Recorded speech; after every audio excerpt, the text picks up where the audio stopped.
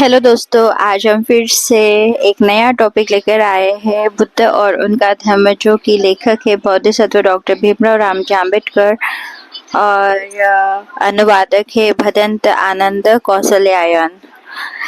आज हम तीसरा भाग देखेंगे, बौद्ध जीवन मार्ग, कुशल कर्म तथा पाप।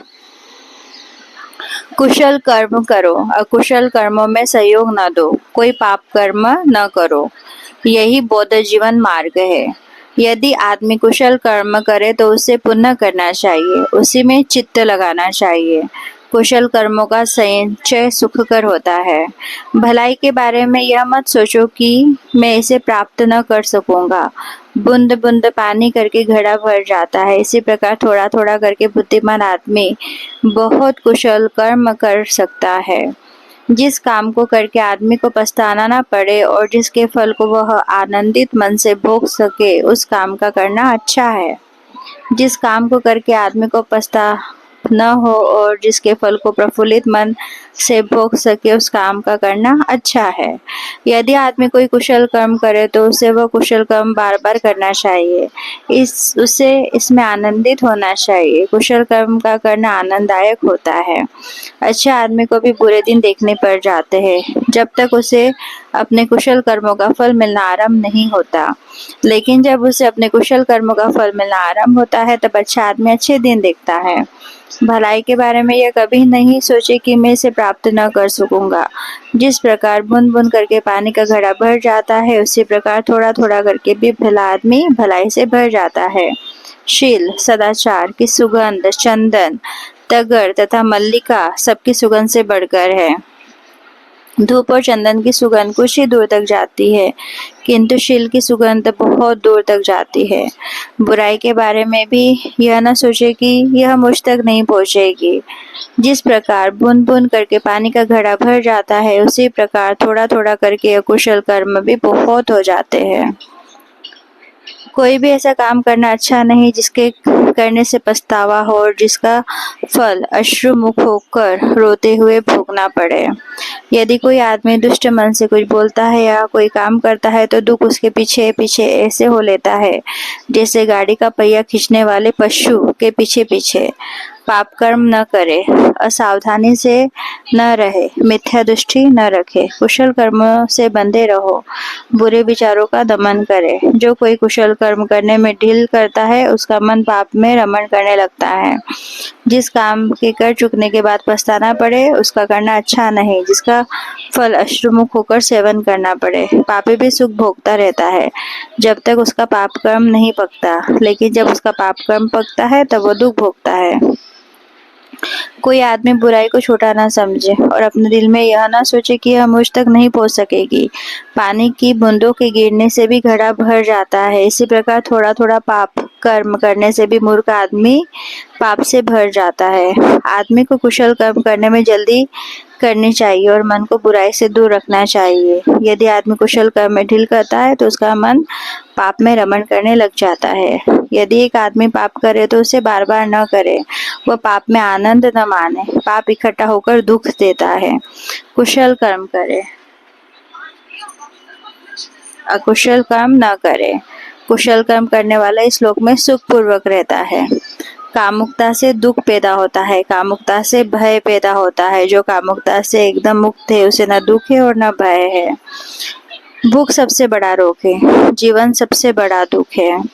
जो इस यथार्थ बात को जान लेता है, उसके लिए निर्वाण सबसे बड़ा सुख है। स्वयं कृत, स्वयं उत्पन्न तथा स्वयं पोषित पाप कर्म करने वाले को ऐसे ही काट डालता है जैसे हीरा मूल्यवान मणि को।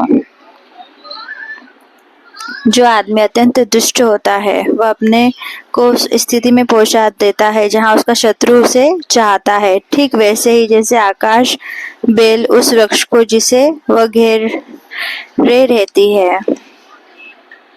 अकुशल कर्मों का तथा अहितकर कर्मों का करना आसान है, कुशल कर्मों का तथा हितकर कर्मों का करना कठिन है। लोभ और तृष्णा, लोभ और तृष्णा के अधीन न हो। यही बौद्ध जीवन मार्ग है। धन की वर्षा होने से भी आदमी की कामना की पूर्ति नहीं होती।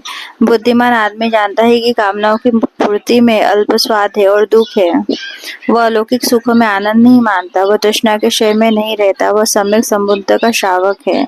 लोभ से दुख पैदा होता है, लोभ से भय पैदा होता है। जो लोग भुगते हैं उसके लिए न दुख है न भय है। तृष्णा से दुख पैदा होता है, तृष्णा से भय पैदा होता है। जो तृष्णा से मुक्त है उसके लिए न दुख है न भय है। जो अपने आप को वासना के समर्पित कर देता है, जो जीवन के यथार्थ उद्देश्य को भूलकर काम भोगों के पीछे पड़ जाता है, वह बाद में ध्यान की ओर ईर्ष्या भरी दृष्टि से देखता है। आदमी किसी भी वस्तु के प्रति आसक्त न हो। वस्तु विशेष की हानि से दुख पैदा होता है। जिन्हें न किसी से प्रेम है और न घृणा है, वे बंधन मुक्त है। काम भोग से दुख पैदा होता है, काम भोग से भय पैदा होता है। जो काम भोग से मुक्त है उसे न दुख है और न ही भय है। आसक्ति से दुख पैदा होता है, आसक्ति से भय पैदा होता है। जो आसक्ति से मुक्त है उसे न दुख है न भय है। लालसा से दुख पैदा होता है, लालसा से भय पैदा होता है। जो लालसा से मुक्त है उसे न दुख है और न भय है। लोभ से दुख पैदा होता है, लोभ से भय पैदा होता है। जो लोभ से मुक्त है उसे न दुख है न भय है। जो शीलवान है, जो प्रज्ञावान है, जो न्याय है, जो सत्यवादी है तथा जो अपने कर्तव्य को पूरा करता है उसे लोग प्यार करते हैं। जो आदमी चिरकाल के बाद प्रवास से सकुशल लौटता है, उसके रिश्तेदार तथा मित्र उसका अभिनंदन करते हैं। उसी प्रकार कुशल कर्म करने वाले की मृत्यु के पश्चात उसके स्नेही उसके कुशल कार्य का स्वागत करते हैं। क्लेश और द्वेष। किसी को कष्ट मत दो, किसी से द्वेष मत रखो, यही बौद्ध जीवन मार्ग है। क्या संसार में कोई आदमी इतना निर्दोष है कि उसे दोष दिया ही नहीं जा सकता? जैसे शिक्षित घोड़ा चाबुक की मार की अपेक्षा नहीं रखता, जैसे शिक्षित घोड़ा चाबुक की मार की अपेक्षा नहीं रखता। श्रद्धाशील, सामर्थ्य, समाधि, धम्म, विषय, सत्य की खोज, विद्या तथा आचरण की पूर्णता तथा स्मृति जागरूकता से इस महान दुख का अंत करो। क्षमा सबसे बड़ा तप है, निर्वाण सबसे बड़ा सुख है, ऐसा बुद्ध कहते हैं। जो दूसरों को आघात पहुंचाए वह ग्रह त्यागे नहीं, जो दूसरों को पीड़ा न दे वही शमक है। जो दूसरों को आघात पहुंचाए वह ग्रह त्यागी नहीं, जो दूसरों को पीड़ा न दे वही श्रमण है। वाणी से बुरा वचन न बोलना, किसी को कोई कष्ट न देना, नियमानुसार विनय पूर्वक अनुशासित रहना, यही बुद्ध का उपदेश है। न जीव हिंसा करो न कराओ।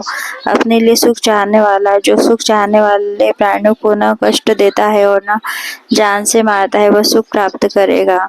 यदि एक टूटे बर्तन की तरह तुम निःशब्द हो जाओ, जो तुमने निर्वाण प्राप्त कर लिया, तुम्हारा क्रोध से कोई संबंध नहीं।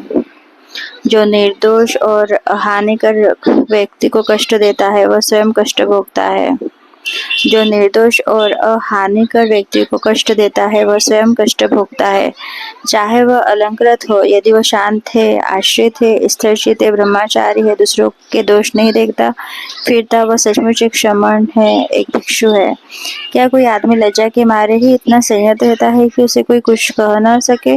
जिससे अच्छा घोड़ा चाबुक की अपेक्षा नहीं रखता। यदि कोई आदमी किसी हानिकार, शुद्ध और निर्दोष आदमी के विरुद्ध कुछ करता है तो उसकी बुराई आकर उसी आदमी पर पड़ती है। ठीक वैसे ही जैसे हवा के विरुद्ध फेंकी हुई धूल फेंकने वाले पर ही आकर पड़ती है।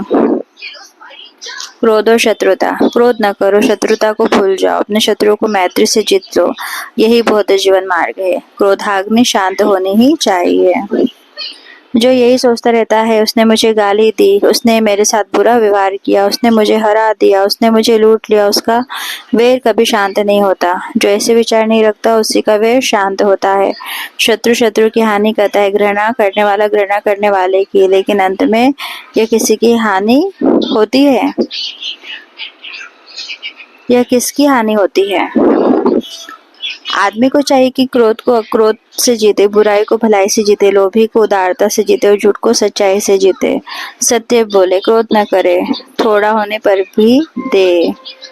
आदमी को चाहिए कि क्रोध का त्याग कर दे, मान को छोड़ दे, सब बंधनों को तोड़ दे। जो आदमी नाम रूप में आसक्त नहीं है, जो किसी भी चीज को मेरी नहीं समझता है, उसे कोई कष्ट नहीं होता। जो कोई उत्पन्न क्रोध को उसी प्रकार रोक लेता है जैसे सारथी भागते हुए रथ को, उसे ही मैं जीवन रथ सच्चा सारथी कहता हूँ। शेष तो रस्सी पकड़ने वाले ही है। विजय से वैर पैदा होता है, पराजित आदमी दुखी रहता है। शांत आदमी जय पराजय की चिंता छोड़कर सुखपूर्वक सोता है।